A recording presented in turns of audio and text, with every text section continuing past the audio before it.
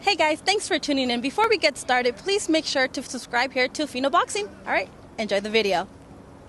Here, this has been a really short one because we made this deal like what, 5 weeks ago, 6 weeks ago, so it came up on us really fast, but yeah, we're thrilled. Was there any surprise or shock on your guys' team's part when you guys found out that Canelo wanted to move up in weight to fight against Sergey Kovalev? No, because I had told Sergey years ago that I thought this was going to happen. So I was mostly surprised that I was right, but I always believed that Canelo was just the kind of guy who, you know, was going to always want to challenge himself, and also making that weight 160 for such a long time is really hard to do. He's a stocky guy, and I always felt the day was going to come where he was going to have to move past 160. I think it's here. So how do we feel about Saturday night, the styles between these two guys, and what kind of a show are we expecting to see? You know, they're both like really motivated and totally focused. This isn't going to be like Mayweather and Pacquiao, right? And what we have here, you know, they're not two guys having a retirement party, which isn't that kind of one. No, what we're looking at is a guy whose strengths, Canelo's strengths, body punching, you know, maybe plays into what some people perceive as Sergey's weaknesses.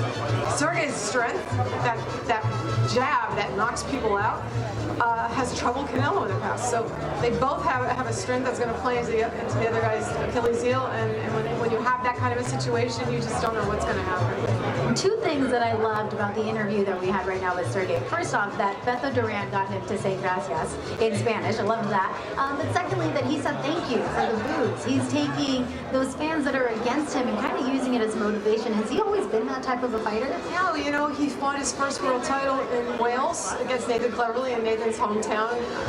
He fought John Pascal twice in Canada. He fought Bernard Hopkins in Philadelphia, Atlantic City, right next to Philadelphia.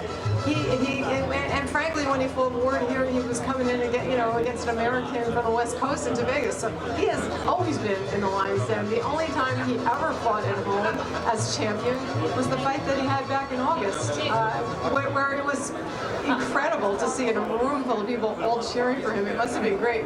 But he's not used to that. He's used to this. So he uses it to motivate him. You know, sometimes you'll get those fighters that say, I'm not going to fight anywhere but in my hometown. Like, that's where I want to make my big moves. Has he ever given you any trouble, or is he like, no, you know, 100%, wherever the fight is, I will be there? 100%. When he took that fight with Cleverly, he was actually also in line for a fight with Bernard. And at the time I told him, you know, you could fight Hopkins probably on the East Coast in a much friendlier environment. You're going to have to go all the way to England. You can get more money to fight Hopkins. He said, is there a title fight on the table right now for Cleverly? I said, yes. He goes, and it's in England? I said, yes. He says, okay, we'll just make the fight. Didn't even ask how much he was getting paid. He didn't care. He wanted that title. That's who Sergey is. And he also mentioned, you know, some changes in his camp, how good he's feeling right now. What changes have you noticed? What have you seen? Well, since Buddy Mcgirt and Teddy Cruz came in, everything changed. Sergey was overtraining. He was working too hard. He was losing weight in an unhealthy way, trying to lose it all at the last minute.